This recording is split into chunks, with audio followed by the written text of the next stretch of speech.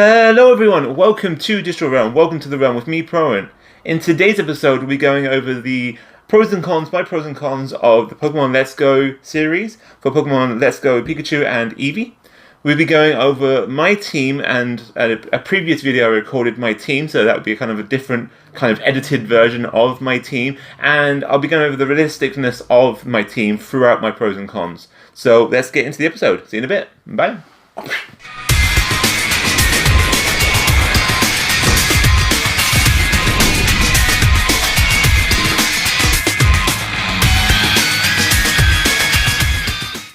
Welcome back, everyone. Now, I have to take some notes down for my team I'll be reading off. But one of the things I'll be doing for my Pacific team is going to be a connection between the Pokemon Go cell phone game and then the Pokemon Go, the Pokemon Let's Go series on the Nintendo Switch. So, my team's going to be a little bit different. It'll have a lot of weaknesses. However, it's going to be very much specific to my relationship with both games. So, let's get into what my first one is. My first one will be Eevee for the Pokemon Let's Go Eevee edition. Now, Eevee I never really used before. Neither have I, nor have I used any of the evolutions for the Eevee. So this is going to be a really cool, different, diverse, normal typing that I can kind of mix and match different types. I hear that you can use one key ability from all its evolutions. The first gen evolutions, Flareon, Jolteon, and Vaporeon. We're going back to Kanto, guys. Ladies and gentlemen, we're going back to Kanto. So it's not Kansas anymore.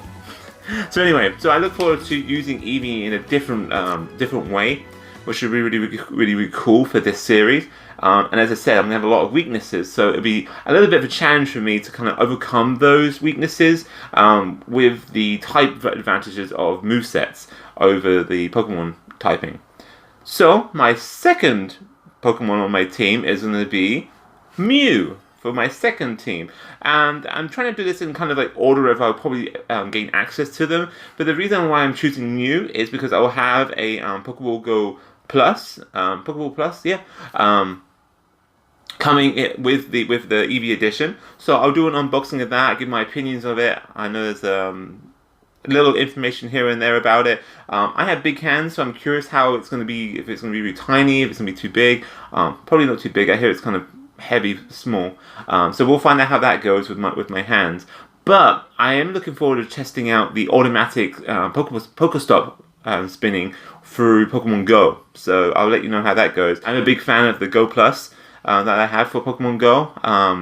Have been thinking about getting a gacha, but then hearing about the automatic spins would be great for community days, because what I'm doing is shiny checking for the Pacific Pokemon for community days events. So it'd be nice to just be able to walk through with my little Pokemon talking to me in the ball, be kind of cute, and then it just spin stops for me, and I just worried about shiny checking.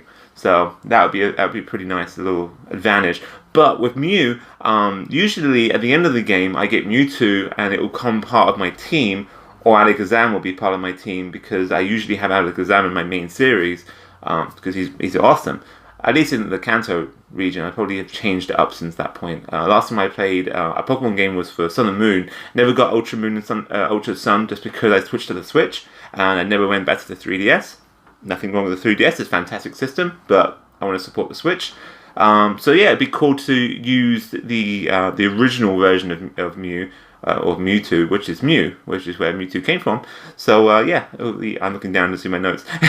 But yeah, so the second one will be Mew, which I'm looking forward to. Going to get some good Psychic out of it, with potential random other moves. I'm not going to be transferring. I don't think you can even transfer over Mew to Pokemon Go to Let's Go, but my Mew in there has Poison Jab and a Dark move, which I forget. But anyway, it's got a Poison and a Dark move attack, which is pretty cool for a Psychic Pokemon to have a totally different moveset, which is where I'm going to be kind of playing my strengths with the typing, as I said.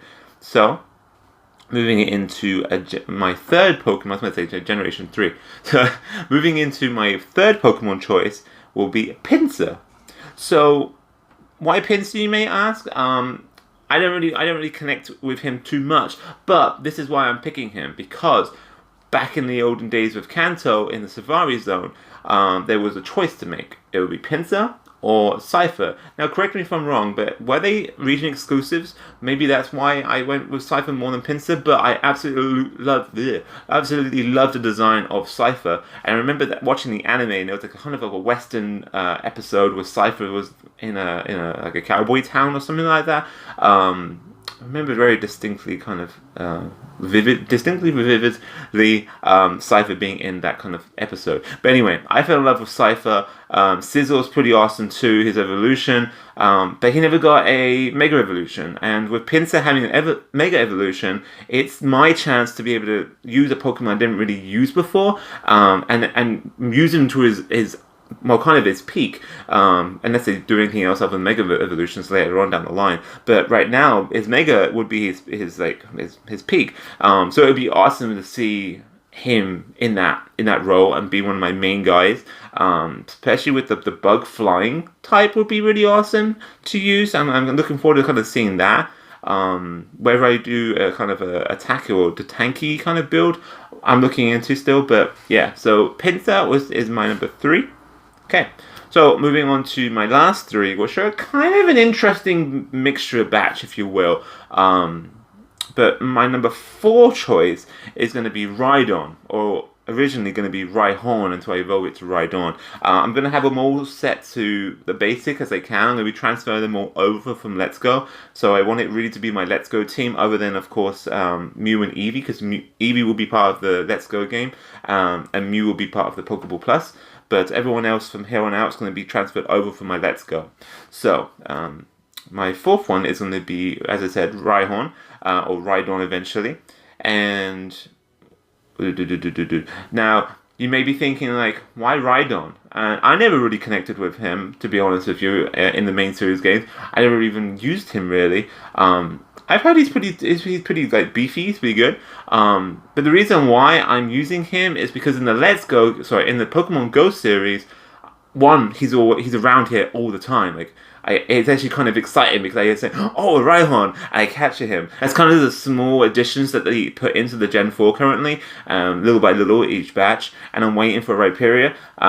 Correct me if I'm wrong, I always call it like Emporium, and I can be confused with the Penguin dude from the latest gen, or is it from Gen 4? Either way, yeah, it's from Gen 4 because it's from Piplup. Anyway, so, yeah, wow, there's a lot of generations there. So, going back to Generation 1, because we're in Kanto, Rhydon will have Rhyperior, and I'm really looking forward to that in the Pokemon Go series. So, I would like to continue my new fascination kind of over Rhyhorn and Rhydon into Let's Go, especially since back in the early days of, about a year anniversary of Pokemon Go, there was the 3 legendary birds which were released, and the main attacker was Golem. And everyone was like, use Golem, you know. And Rhydon kind of got put to the side with only having his, one evolution of Rhyhorn to Rhydon, rather than from, Geodude all the way up to Golem. So, eventually, Rhyperior will come out, and his time of shine will be in Pokemon Go, fingers crossed. But, in the meantime, let's put him over to Let's Go, and he would be my 4th dude in my team.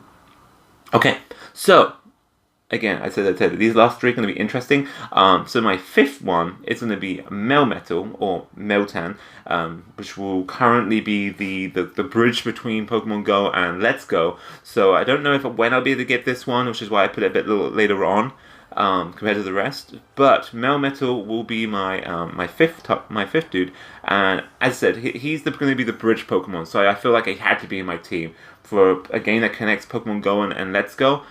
He had to be part of it. Like, it was a no-brainer. Like, plus with his Steel typing, he's gonna be pretty strong. I have no idea what his moves are gonna be really. There is a trader out there. I've been trying to avoid some bits and pieces, and I've been trying to watch a lot of other stuff. So I have a nice little mixture bag of information right now. So my sixth team. So Melmetal is my 5th. And the last one, now this is going to be like a wild card right now. Another fellow Pokemon trainer at work is giving me this suggestion for my team to kind of help it out. but it's going to be Dragonite. I have a shiny version, so it will be the green one, although the pink Dratini is really cute. It's going to be the green Dragonite eventually when it evolves. And again, as I said, I'm going to send everyone over from their base, and I'm going to train them all up until they evolve into their max evolutions. But if there's someone else that fits in with my team better, so I have Eevee, Mew, Pinsir, Rhydon, Melmetal. Would Dragonite be the best fit here? Would you recommend someone else? Let me know in the comments below. I would really love to know. But yeah, as of right now, Dragonite will be my kind of rounder, my last 6 Pokemon that will be for my team. Whether or not I use Dragon moves, most likely, or if I kind of change it up, kind of like with Eevee, how it has a kind of diverse pool. It all depends on what I kind of need after my movesets have been selected for the rest of the Pokemon, ready for the Elite Four. But I would love to hear from you all on my team. It's Eevee, Mew, Pinsir, Rhydon, Melmetal, and Dragonite. So I keep looking at my notes.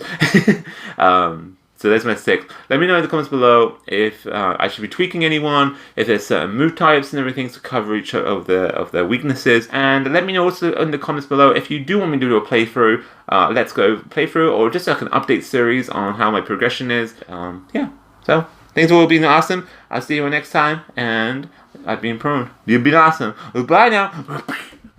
Welcome back, everyone. So you just went over my team that I had expectations for, with the Eevee, my Mew, with it the Meltan, the Rhydon, and Pinsir. So let's get into my pros and cons. I'll kind of go over in the cons why it wasn't really realistic, although I'm still going to kind of strive towards that Pokemon team. So I'll start off with the pros, because there is a lot more pros that I have than cons. Just my cons have a very big kind of segment, if you wish. So, pros. Let's get into the pros. Number 1. So, number 1 pro of mine for Pokemon Let's Go Eevee is the diverse moveset that Eevee has obtainable for him. He is able to get inspiration from his Eevee evolutions, which he's unable to evolve to, having his movesets one of Grass, Water, Electric, Fire, Dark, Psychic, obtainable to him, which I really appreciated. But I'll get into the cons later on why that was a downfall of it also. But I did appreciate having that moveset there. He was very overpowered, and I appreciated that because he was able to drive forth majority of the Elite Four and the majority of the Pokemon gym leaders as well. Pro number 2 of my experiences through Pokemon Let's Go Eevee is the capture mechanic. Now, a lot of people, hardcore people, didn't really necessarily like this Pokemon Go aspect of throwing and catching a Pokemon rather than battling it down, weakening it, and then capturing it for experience. But I really liked that it broke up the gameplay. It broke up the monotony of just battling, because there is so many trainers that you will battle. I think it was between Gym 3 and 4. There was a good few hours there where I was just, literally just all I was doing was battling. Trainers after trainer after trainer. There was so much there. A lot of people ask me, so they still have battles in this game? And I'm like, yes, there's so many people to battle in Pokemon Let's Go Eevee and Pikachu. It's unbelievable. So it's nice to break that up with the capture mechanic, just kind of giving it a little bit of a different gameplay perspective than just the usual just battling system. It was also nice that you didn't have to necessarily use all your moves. You know, we have a varied amount of PP points and everything, so once you've used that down to 0, you don't have them anymore. And having to capture wild Pokemon through a battle system and battle trainers through that long routes would take a lot of strain on that. So as much as it's like, yes, the hardcore players want that in, I think you should give it a try. And at least for myself, I really greatly appreciated having that mechanic in the game. So yeah, number 2 is the capture mechanic. Pro number 3 for my experiences with Let's Go Pikachu and Eevee is the beautiful and gorgeous art style, artwork, and just how much it brought the world to life with the Pokemon series. I would love to see Generation 8 in this art style. Even if they can keep progressing it, that would be fantastic. But if I can get another Let's Go game, I look forward to seeing this wide world, this vibrant world, just keep on evolving and just keep on expanding through the Pokemon universe until we eventually, hopefully, get a not necessarily like a online one. That would be awesome, but that's just a world where kind of you can go to all different areas and just live in this world. That would be awesome because it's absolutely breathtaking. Just going into those cutscenes, the animations, everything's just absolutely breathtaking. And yeah, if you have not experienced it yet, check out the game. Very good. Pro number 4 for my experiences on Pokemon Let's Go Eevee is that they've removed the HMs. So no longer are you having to have a Pokemon that has learned Cut or Fly or Surf. Now either Pikachu or Eevee is going to take on those HMs for yourself. They're going to be the ones who can fly, they're going to be able to surf or cut down bushes and whatnot. And you won't have to take that move away from your Pokemon for slot, which I really appreciated because it was frustrating at times. Like you wouldn't necessarily need a Pokemon of that type, but you would need it just like let's say Bidoof or something like that, who would be your HM buddy, and you would just have him be have all your HMs on him. It would be frustrating to have him in your party just to have like a access to a certain place until you get Fly, of course, or even just have to fly to various places. It's nice to free that up, and they can just be like more focused on their 4 moves for battling and for the Elite Four or for online competitive play. So it was really appreciated that they kind of removed that out of there, and you didn't need to have like a filler spot in just for HM. So I really appreciate it. So that's my number 4 pro. Number 5 for my pros of Pokemon Let's Go Eevee and Pikachu is that you could ride on larger Pokemon. So if a Pokemon is large enough for you to ride on him, they allow you to do that, whether it's like on Snorlax's belly, on the shoulders of Machamp, on the back of like a Snorlax. You can fly with like Charizard or Dragonite. I really appreciate that little detail to the gameplay mechanic, as well as they give you a faster travel around the world. Like you don't get the running shoes anymore; you instantly already run. But it's so cool to be able to just interact with the Pokemon that way, whether it be in the various ways and everything to get around the various terrains. So that's my number 5. My last pro for Pokemon Let's Go Eevee and Pikachu is being able to see the Pokemon in the overlay world, in the living world itself. Not having to walk through grass and caves and constantly be like, you know, and then get into a battle scene and whatnot. It was just awesome just to be able to see them live and stuff. And when you come across a shiny, it's really exciting. You're like, oh wow! And you run towards the shiny and hope it doesn't like run away or whatnot. Or you can see like blue or red swirls around the Pokemon, indicating if it's a small or a larger varied Pokemon, which came from the Pokemon Go series. So it was just really awesome to see that, and it makes it just more exciting, and it says, as well as the perks of not having to keep running into grass and stuff, and just having that battle scene pop up all the time. It was really cool to having it in the open world, all the Pokemon and stuff. So that was my 6 pros right there for Pokemon Let's Go Eevee and Pikachu. So let me know in the comments below what you liked, but let's get into the cons of what I thought of my experiences for Pokemon Let's Go Pikachu and Eevee. My cons for Pokemon Let's Go Eevee and a Pikachu is straight up, it's just the difficulty level. It's too hard. No, it's too easy. I had you going there, didn't I? No, seriously, I've never, ever walked up to the Elite Four after getting an 8 gym battles, going through Victory Road, getting Moltres, and just went, hey, how's it going, Elite Four? I just bought a bunch of potions in preparation for you and revives and everything, expecting this to be hard, and I just kind of cakewalked it in there. Went to the champion, hey, and took my prizes home. Never ever done that. And not only have I never ever done that in the first try, but I only used 2 Pokemon.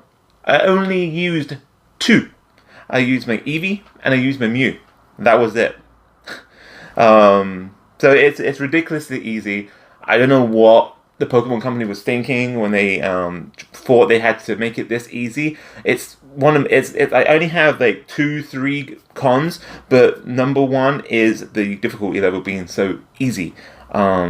It's just a shame. It really is a shame. I wish there was more challenge, and that's on single player. So if you put in the co-op feature that they have available, you can get a friend, a buddy, or whatnot come along. You can have the 2 Joy-Cons or the Pokemon Go Plus, and then the Joy-Cons You can have that both together, whether you play singly with it both in your hands, or you can have a friend with you or a family member. But that just makes it even more easier, because then you have two Pokemon against one, or you have two capture rates against the Pokemon that you're trying to capture, and it just makes it really, really, really simple upon already a simple mechanic on the single player. So if they're going to bring this into a Let's Go series in the future, a sequel, if they're going to make this into a Generation 8 thing, please make it ramp up with difficulty. Try and scale it if possible. Have the option to have it so it doesn't scale for those that want the easier option, and then have it for those harder people that want to still play with friends and everything. Have it scale up to a difficulty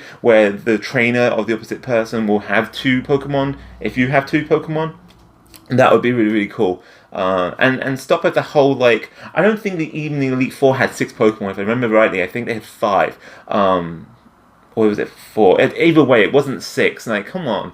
Let's get them having their max teams, even trainers in the open world, past the 4th, 5th badge. Let's have them at least have 6. If you're capturing everything and you can't remove that in your team without capturing someone else and not having it go into your party instantly, rather than going into a box, it would have been really appreciated if they had more Pokemon to fight against the trainers and stuff like that. Just a little bit more difficulty.